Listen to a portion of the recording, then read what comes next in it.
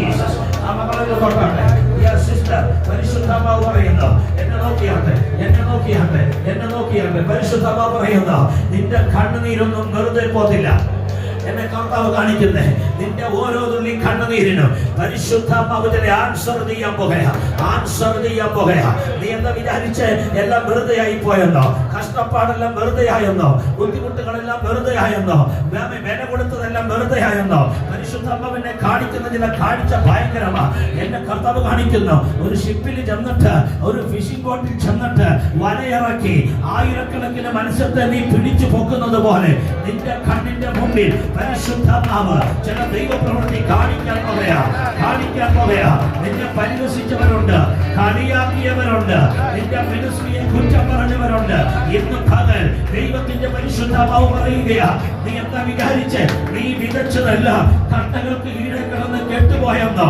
ഇല്ല, 2026 ഞാൻ മഴ പെയ്യിക്കാൻ പോകയാ.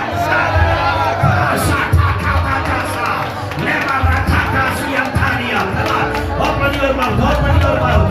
Yes, ഇത് Holy Spiritന്റെ ടൈമാണ്. ദൈവത്തെ കാണിക്കുന്ന മകളെ, ഈ മഴയത്ത് നനയുകയാണ്.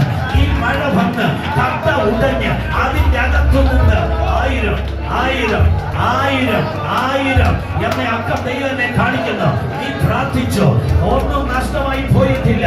ഒരു സെക്കൻഡ് ബിഗിനിങ്, ഒരു സെക്കൻഡ് ബിഗിനിങ്, ഒരു ഫ്രഷ് ബിഗിനിങ്. നിർത്തിയിടത്തുനിന്ന് നീ തുടങ്ങാൻ പോവുകയാണെന്ന് ദൈവത്തിന്റെ പരിശുദ്ധമായ ആലോചന തരികയാണ്. കേട്ടോ, ഞാനിവരൊക്കെ ആദ്യം കാണുക, എനിക്കിവിടെ ഒരു ബന്ധവുമില്ല. പക്ഷെ ഹോളി സ്പിരിറ്റ് നിർബന്ധമായി എന്നോട് സംസാരിച്ചു കൊണ്ടിരിക്കുന്നു.